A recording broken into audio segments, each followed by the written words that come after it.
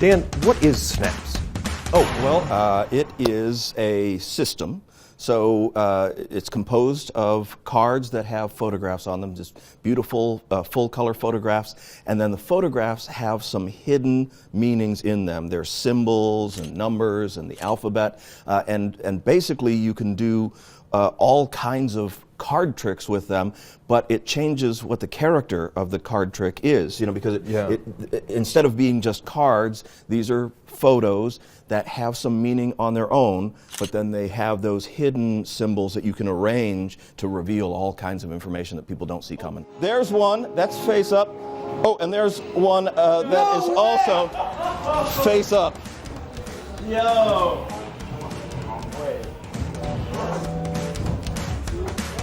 All that is really cool, but what do you get?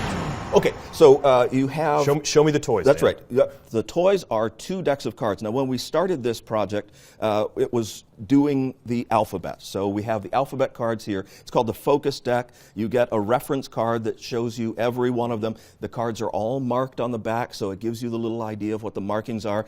Beautifully designed backs that the markings are extremely well hidden, but really easy for anybody that knows what they're looking for. And then this is the whole alphabet. So there's your A's. Now, most of the letters will have multiple versions of them, B's and C's, and then all the way through. I mean, look at those. Those are just nice, And like I said, when you look at it, you know what you're looking at, but if you didn't know that it was a letter, you wouldn't immediately think no, that that's a letter. I've seen you do a trick with this, with that. and I thought you were doing like a toothbrush thing, yeah, but then and it nobody jumped knows. out at me, and yeah. And that's the thing. I mean, it really, and here's one of my favorites. I put it up here at the top, which incorporates 4 of the letters. So here's a horn, tennis ball, you get an electrical thing, and then you've got a slide. But when you put those together, those spell stop. And then we also have a stop sign. Now that actually comes from the other deck. Okay. So you have all the alphabet, but then you've got all these kind of interesting symbols and shapes and other things that you can use. So what I like to do with this is a routine where I'm just dealing and I have somebody say stop. The card they stop me on is a stop sign. This is where you decided to stop.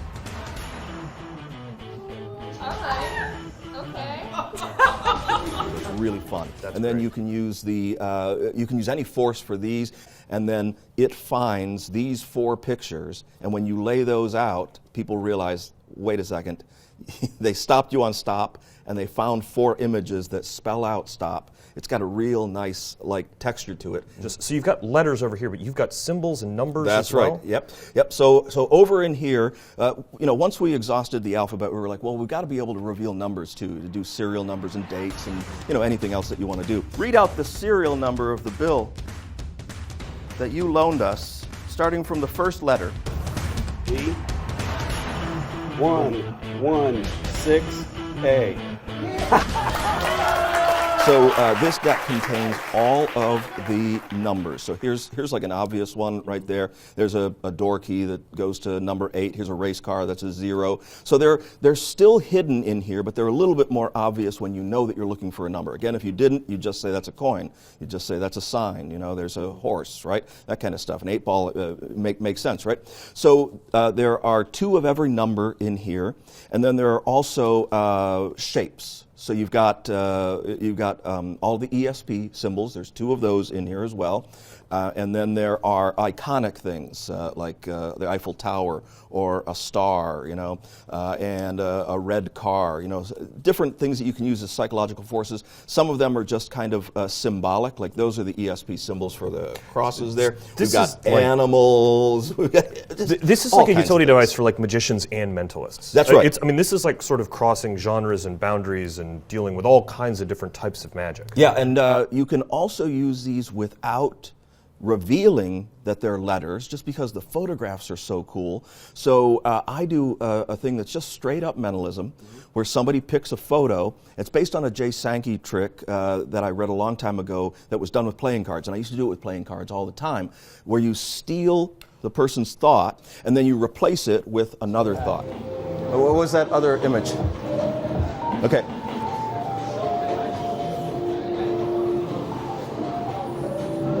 Oh, shut up.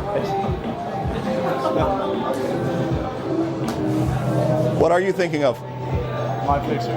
What is your picture? Baseball. No! No!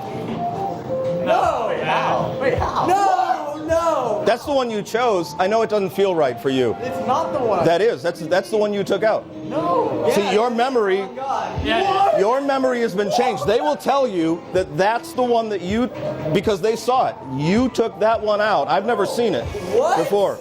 No. I had a baseball. I had a. No, you now believe. Man, a surgeon. He was just in your mind. So tell me about the what's my name trick. Yeah, so that's what I was talking about before. It's more of a magic trick. You can use any kind of way to force cards on somebody.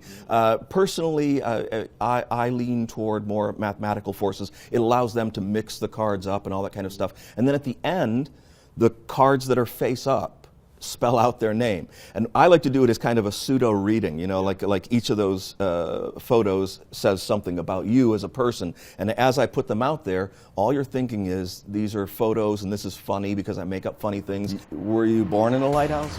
How did you know? And then at the end of it, your name is spelled out. It's so strong. That's a close-up of a chain link from a swing set. So Steve,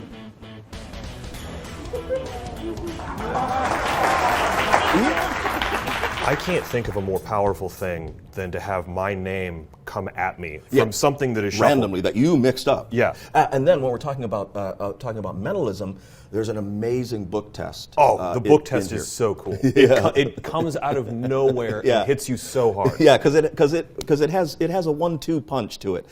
So the idea of the book test is that a bunch of people just pick random photos and then they stick them in various places in the book. And then somebody else takes all of them out except for one. So they leave one of them in as a bookmark, whatever one they want to leave in, you know. And then when they look at that page, they read the first line, and the photo that they left in as the bookmark reveals the image that's written in the first line. And this is ungimmicked book. You can pull a book off of the shelf and do this with this. So that photo reveals what they stuck it into on the page, and then the other photos, they spell out exactly the same thing. It's so cool because I've never seen a book test that has two climaxes built into it. Yeah. That's killer in and of itself. Yeah, and my favorite thing working with this system are those end revelations where you've just been dealing with photos, you're just setting them out, you don't say anything about it. They're all photos right up until you put that last one on there, and then people go, and they see that word. Yeah.